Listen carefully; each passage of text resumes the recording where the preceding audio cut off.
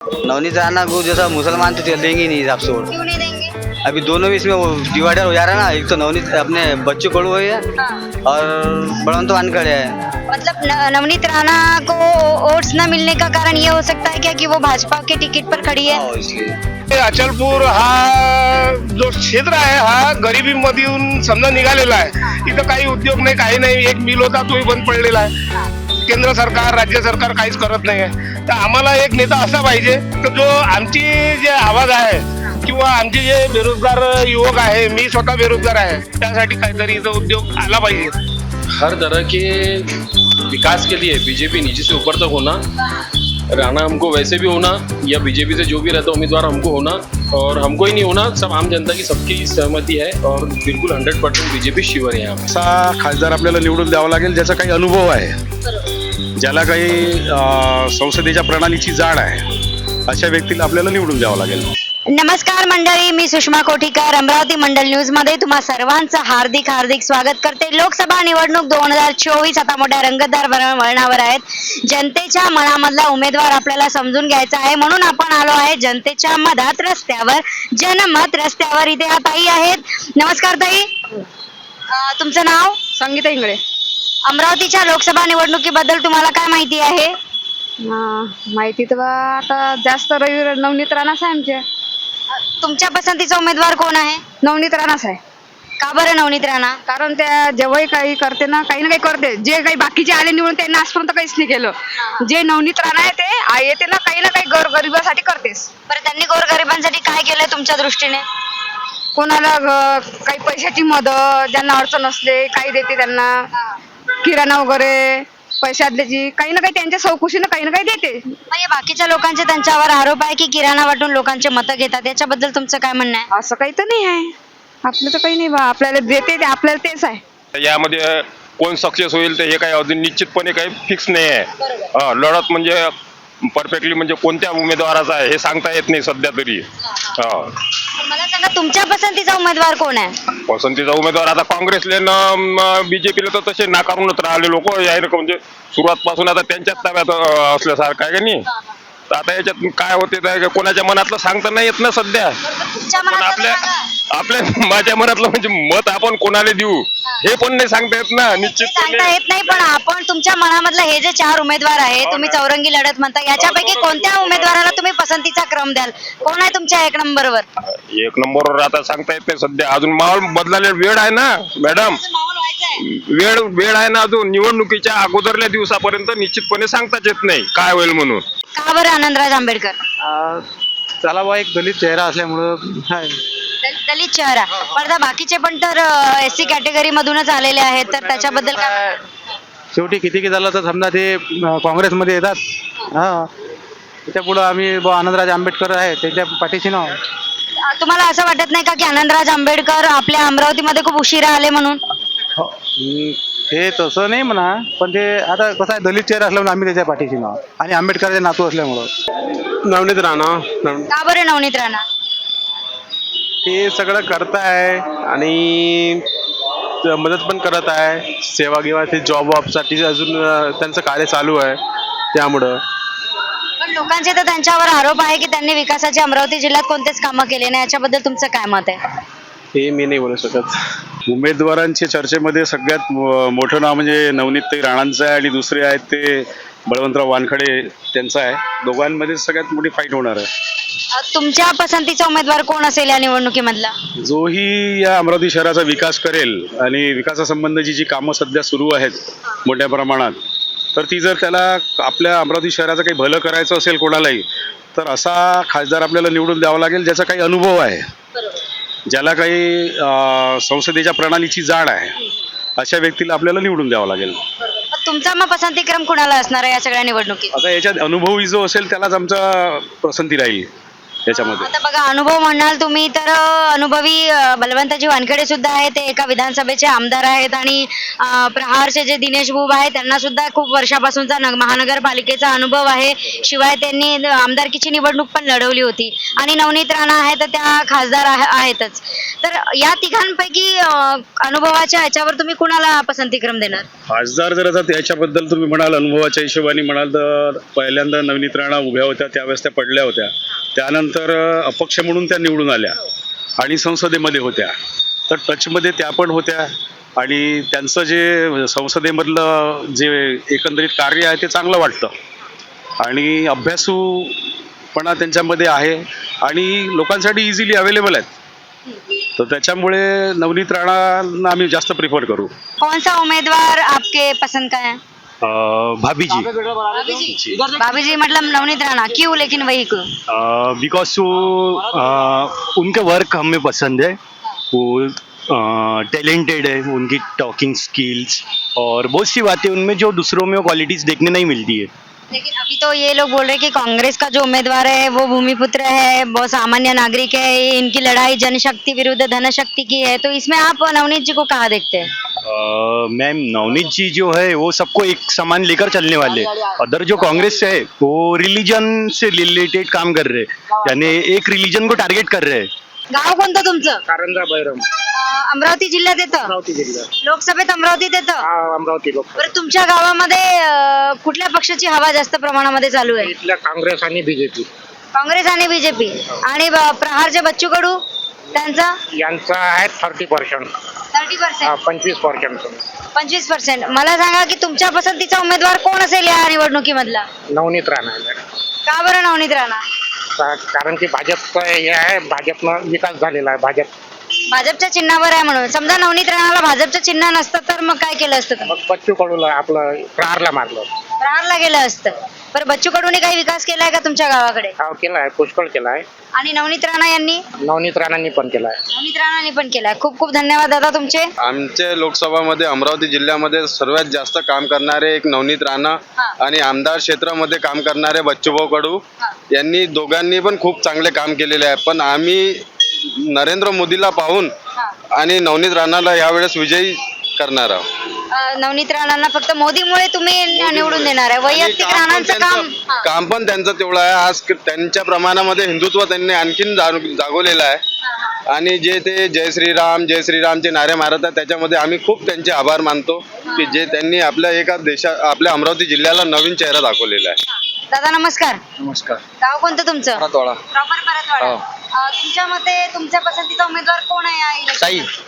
नवनीत ताई. बिलकुल 100%. काय विकास केलाय त्यांनी परतवाड्यामध्ये? विकास काय जे लागू आहे ते तर केलं जाते ना आणि चांगली कामं केले. बाईला साड्या वाटणे, हळदी कुंकू करणे, पुष्कळ कामं चांगले केले आहेत ना. बरं आपल्या बच्चू भाऊचा आरोप आहे नवनीत राणा यांच्यावर की 17 रुपयाची साडी वाटली तर हे पहा ताई, मी काटकुम चूर्णी हप्त्यातून 4-5 डाव जातो आणि तिथे हेच बोम आहे. पण असं काही नाही आहे. त्याईनं तरी साड्या वाटल्या, ताईनं तरी साड्या वाटल्या, बाकीनं काय केलं? काहीच नाही केलं. 5 दिवस ते लेकरं बाहेर सोडून मेळघाटात राहते, होळी खेळते, त्याच्या संग राहते. त्यानं काय केलं? काहीच नाही केलं. पण ह्या तरी गेल्या ना तिथं. मग खूप धन्यवाद दादा तुमचे. हा, आणि बोला, बोला. 100% निवडून येणार आहे ताई, हे 100% आहे. कमळ खिलणार आहे म्हणजे खिलणार आहे. बरं आता इकडे पंजाचं काय वातावरण आहे पंजाच्या प्रचाराचं? आता कसं आहे ताई, ते तर वातावरण आता ते माहीत पडणार समोर आहे तर दोन्ही, पण ताई येणार हे 100%. बिल्कुल हर तरह के विकास के लिए बीजेपी नीचे से ऊपर तक होना, राणा हमको वैसे भी होना या बीजेपी से जो भी रहता उम्मीदवार हमको होना, और हमको ही नहीं होना, सब आम जनता की सबकी सहमति है और बिल्कुल 100% बीजेपी शिवर है यहाँ पे. देखिए अपना अचलपुर मतदार संघ परतवाड़ा जो है यहाँ पर अल्पसंख्यक वोटर्स बहुत ज्यादा है और ये पूरा जो एरिया है वो बच्चू कडू का है और उनका खुद का भी इस बार उम्मीदवार है, तो उसका क्या परिणाम हो सकता है? नहीं, बच्चू कडू का उनका उम्मीदवार है. बच्चू कडू को हम भी लाइक करते, हमने उनको लाया है, हम उनको हर बार वोट देते, वोटिंग करते. बच्चू कडू अगर खुद खड़े होते तो बात और होती, हम उनको लाइक करते. लेकिन अभी फिलहाल वो भी पहले बीजेपी को समर्थन उनका था और अभी उन्होंने बीजेपी के विरोध में खड़ा कर दिया. एक्चुअली उनका विरोध राणा से है, पर उन्होंने विरोध उसके साथ बीजेपी का भी कर दिया. और हम जो है पूछते ही नहीं बीजेपी के वोटर हम क्या, बहुत ये है। और अभी बीजेपी का काम भी उस तरह से चल रहा है कि लोग उसके तरफ अट्रैक्शन ऑटोमेटिकली है। तो इस हिसाब से बच्चू कडू का उनका खुद का पर्सनल होल्ड बहुत है, लेकिन उन्होंने जो दिनेश बुक को खड़ा किया है उनको इतना परतवाड़ा में लोग पहचानते भी नहीं, मेलघाट में उनकी बिल्कुल पहचान नहीं है। हमारा मेलघाट से भी कनेक्शन है, तो मेलघाट में राणा का काम भी है, वर्क भी है और राणा का होल्ड भी है। और उनको देखिए लाइक भी है। पंजाब से जो उम्मीदवार खड़े हैं बलवंत जी वानखेड़े, उनका प्रचार कैसा चल रहा है अब? बलवंत जी वानखड़े का प्रचार तो है, उनको मेरे हिसाब से जैसे हम हिंदी भाषित लोग हैं उनको उतना नहीं जानते पहचानते, मराठी भाषित लोग कुछ लोग पहचानते हैं, लेकिन फिर भी वो भी लोग बहुत से लोग नहीं पहचानते क्योंकि उनको कहीं से कहीं तक कभी देखा ही नहीं गया। परतवाड़ा, अचलपुर और मेलघाट का एरिया अगर पकड़ते तो वहाँ पे तो मेरे हिसाब से उनका कोई होल्ड है नहीं। त्याचं परतवाड्यामध्ये काय वातावरण आहे? परतवाड्यामध्ये दिनेश बुक हा, आणि पंजाब पंजाब. हा कोणतं हिंदुत्वामध्ये जे मॅडम जे बोलत आहे जे करत आहे ते जे लोकांना बेनिफिशन पडत आहे ते चुकीचं पडत आहे. त्याच्यामुळे मला कसं आहे हे गाव लहान आहे त्याच्यामुळे कसं मार्केटमध्ये तोंडावर तोंड पडते.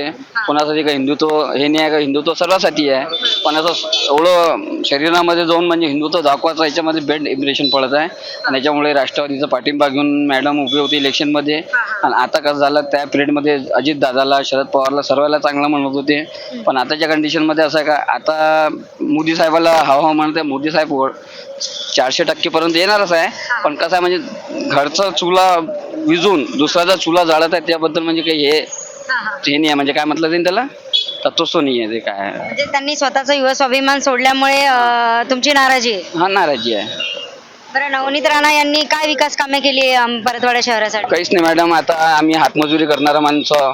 मॅडम 5 वर्षापासून खासदार राहिलेले आहे, पेन्ने मिल बंद आहे, त्यानंतर शकुंतला बंद आहे. सर्व तुम्ही डेव्हलपमेंट बडनेरा अमरावती तिकडेच करत आहे, परतवाड्यामध्ये काही सगळं विकास दिसत नाही आम्हाला. आता पिंले मिलच्या कामगारांना पगार मिळाला आहे असं काही लोक सांगत आहेत, त्याचं काय आहे? असं काहीच नाही मॅडम, आजपर्यंत माझे मोठे मोठे वडील याच्यात होते फिन्ने मिलमध्ये, पण आजपर्यंत त्याला पैसे नाही भेटले, काही नाही भेटले. त्यानंतर त्या 9 जणांची डेड बॉम्ब वारली होती बिचारे, ते काही सगळे भेटलं नाही, बस हे म्हणत होतं. तुमच्या गावामध्ये कोणाचं वातावरण आहे? नवनीत राणा. नवनीत राणा आणि बाकीच्या उमेदवारांचं काय माहिती आहे का तुम्हाला? नाही, नवनीत राणाच गाव. नवनीत राणाच आहे. काय विकास केला नवनीत राणाने तुमच्या गावासाठी? नवनीत राणाने आमच्या याच्यासाठी स्मशानभूमी अशी इतर कामं केली आहेत. तर कामं केली. बरं, काही लोकांचे आरोप आहे की नवनीत राणा यांनी कुठलेच विकास कामं केले नाही, त्याला तुम्ही काय म्हणाल? त्याची मर्जी. कसं आहे वेळेवर गेले जायचं आम्ही त्याला बरं, इथं हवा कोणाची आहे? सध्या तर कोणी म्हणते बीजेपी आहे, कोणी म्हणते काँग्रेस आहे, कोणी बरं, किती नावं माहिती आहे उमेदवारांचे? सगळेच लोक. सगळेच लोकं. बरं, हे बच्चू कडूंचा मतदारसंघ आहे, त्याचा काय परिणाम होईल? त्याचं काम चांगलं आहे. त्यांचं काम चांगलं आहे. त्यांचा उमेदवार नाही यावेळेला निवडणुकीमध्ये, मग त्याच्याबद्दल काय विचार केला तुम्ही? आता टाइम आहे थोडंसं. टाइम आहे थोडासा, तुम्ही टाइम घेणारच का? गाव कोणतं तुमचं? तोंडगाव. हा, तोंडगाव. तोंडगाव अमरावती लोकसभा मतदारसंघामध्ये येतं. तुमच्या गावामध्ये कोणाच्या नावाची चर्चा जास्त चालू आहे? आपले बच्चे कडू. बच्चू कडू. आणि बाकीचे उमेदवार माहिती आहेत का तुम्हाला? बाकीचे 3 उमेदवार आहे भाऊ. कोणते आहेत? एक सुरेश बुबा आहे, हा, रवी राणा हा. आणि बच्चू कडू. रवी राणा की नवनीत राणा? रवडीत राणा. बरं, यांचा वानखेडेंचा आणि नवनीत राणांचा काही प्रचार तुमच्या गावामध्ये? आहे प्रचार, येतच गाड्या येऊन आले, आणि बाकीच्या लोकांच्या? बाकीचे लोक येऊन आले, पण आमचे तर बच्चे कडूच हे आहे पूर्ण गाव. पूर्ण गाव बच्चू कडूचं आहे. तेव्हा बच्चू कडूंच्या मतदारसंघामधलं गाव आहे का? हो. लोकसभेचे निवडणूक चालू आहे, त्याच्यात भरपूर आपले जे उमेदवार आहे काँग्रेसचे, बीजेपीचे, सिट्टी आहे, अजून 50-60 उमेदवार आहे. पण हा दिनेश बुब जे काही आहे XYZ. आमचं जसं असं आहे की जो काम करणारा नेता आहे, कारण की अचलपूर हा जो क्षेत्र आहे हा गरिबीमधून समजा निघालेला आहे. इथं काही उद्योग नाही, काही नाही. एक मिल होता तोही बंद पडलेला आहे. केंद्र सरकार, राज्य सरकार काहीच करत नाही आहे. तर आम्हाला एक नेता असा पाहिजे की जो आमची जे आवाज आहे किंवा आमचे जे बेरोजगार युवक आहे, मी स्वतः बेरोजगार आहे, त्यासाठी काहीतरी इथं उद्योग आला पाहिजे. आम्हाला तसा कोणता तरी उमेदवार पाहिजे. तर आम्ही एक निश्चय केला आहे की बाबा काहीतरी मोदी आहे तो मुमकिन आहे. तर आम्ही आमचं पूर्ण समर्थन, आम्ही जे युवा जनरेशन आहे ते टोटल बीजेपीला वोट देऊ. नवनीत राणा ताई त्यांचे कामही भरपूर आहे आणि ते संसदमध्ये चांगलं बोलतात जिल्ह्यासाठी. आमचे जे आमदार होते बच्चूभाऊ कडू, त्यांनी 20 वर्षापासून काही उद्योग नाही, काही नाही. थोडंफार जे काही आहे बीजेपीला आम्ही समर्थन देऊ आणि त्यांनाही निवडून आणू. बरं दादा मला सांगा 15 वर्षापासून तुम्ही बच्चू कडू यांना निवडून देत आहे तरी म्हणतात की कामाचा विकास झालेला नाहीये. मग याच्याबद्दल तुमचं काय म्हणणं आहे की आता बच्चू कडूंनी जो उमेदवार दिला आहे तो तुमच्यासाठी काही उपयोगी राहील का? नाही नाही. आम्हाला बच्चू भाऊ चालते, पण त्याचा उभे केलेला माणूस ते नाही चालणार. बच्चू भाऊचे काम आहे हे नाही म्हणून राहिलो की आम्ही त्याचे काम नाही आहे म्हणून. बच्चू भाऊचे काम आहे, पण स्वतः बच्चू भाऊ असणार तर आम्ही मागे नाही हटणार. अच्छा. पण आता ही आमदार मध्ये जेव्हा बच्चू भाऊ उभे राहणार, आज 20 वर्षापासून आम्ही त्यांना निवडून आणलो. बरोबर. आता ते म्हणजे बच्चू भाऊची गोष्ट वेगळी आहे. संसद मध्ये बच्चू भाऊ नाही जाणार, बरोबर आहे. दिनेश बुक जाणार हा. आणि त्यांचा नवीन कार्यकाल आहे. बरोबर आहे. तशीच आमची वहिनी साहेब नवनीत राणा, त्यांना आता 5 वर्षाचा अनुभव भेटला बरोबर. आणि ते सत्तात आता बीजेपी बसणार, 400 पार होणारच होणार आत्मविश्वास आहे. बिलकुल. हा. म्हणजे मोदीजी आमचे दैवत आहे, हा हा म्हणजे हिंदू धर्माची एक तर शान आहे. आम्हाला त्यानं राम मंदिर दिलं, हा काशी, हा ते तर सोडा, हे तर होणारच होतं देशातलं. हा. सौदी अरब मध्ये त्यानं आपल्याला 5 एकरात रामाचा कृष्णाचा मंदिर तयार करून आउट कंट्री, त्याही मुस्लिम कंट्री मध्ये त्यानं आपल्याला मंदिर दिलं. हे विशेष गोष्ट आहे. बरोबर. म्हणजे ते आता त्यांचं एकच लक्ष आहे, आता POK आपल्याला पाहिजे, बरोबर. जे आपलं आहे ते आपल्याला पाहिजेच पाहिजे. तर त्याचं पूर्ण केंद्र 400 पारचा जे नारा आहे ते त्याच्यासाठी आहे. बरं दादा तुम्हाला माझा हा प्रश्न आहे की मोदीजींवर आरोप केला जातात किंवा भाजपावर आरोप केला जातात की मोदीजी आणि भाजप सरकार किंवा भाजप हा मुस्लिम विरोधी आहे, जाती आणि धर्माचं राजकारण करत आहे. याच्याबद्दल एक सामान्य नागरिक म्हणून तुम्ही काय मत व्यक्त कराल? हे पहा, ऐसा नाही. एक मिनिट माझ्यासोबत. मोदीजी आता विरोध केला असला तर कंट्रोल मध्ये काय यायला कंट्रोल भेटत नाही. काय मुस्लिम आहे, तुम्हाला भेटते का नाही भेटते भाऊ? तुम्हाला घरकुलची योजना भेटली का नाही भेटली? मग ते वाद आहे का? ते सर्वांसाठी आहे ना. सरकारी निधी हिंदू मुस्लिम कोणी असो ते त्याच्या सर्व आहे. म्हणजे एकाला हिंदूतले बांधकाम आहे आणि मुसलमानले नाही असं आहे का? सर्वालाच आहे. कंट्रोल येऊन राहिला, सर्वाला तेवढाच भेटून राहिला. हे बोलणारे लोक जे आहे ना ते म्हणजे त्याला डोकसच नाही आहे. म्हणजे काही म्हणून राहिले ते, म्हणजे त्याला सुविधा असूनही ते त्याला नाकारून राहिले. आजची कंडिशन अशी आहे की स्वतः मोदीजीले मुस्लिम लोकही वोट देतात. ज्याला शिक्षण झालेलं आहे, शिक्षण भेटलेलं आहे, ते मुस्लिम समाज मोदीजीले वोट घेऊन राहिला. आज आपली ताकद रशिया अमेरिका आपल्या समोर झुकून राहिला. काँग्रेस राज्यात झुकत नव्हता. आजही आपली जमीन चीन जवळ आहे, पाकिस्तान जवळही आहे, त्याने आणली नाही. पण मोदीजी ते आणणार, मोदीजी ते आणणार एवढा विश्वास आम्हाला मोदीजीवर आहे. परतवाड़ा में किसके नाम की हवा चल रही लोकसभा में? दोनों विचार है, बच्चू कडू और कांग्रेस.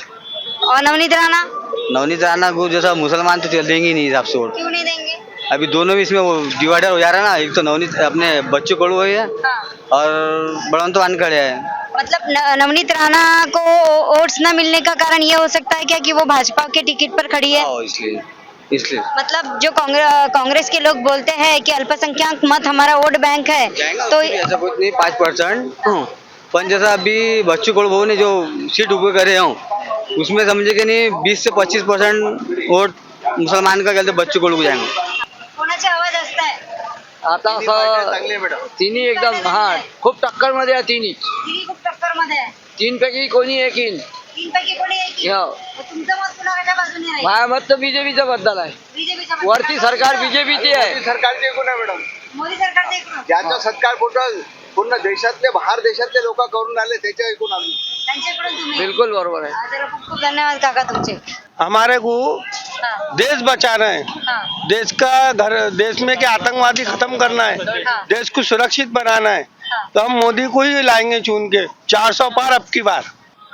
वोट करताना नेहमी एवढं लक्षात ठेवा की आपल्याला भवितव्याचा विचार करायचा असतो, पुढचा विचार करायचा असतो.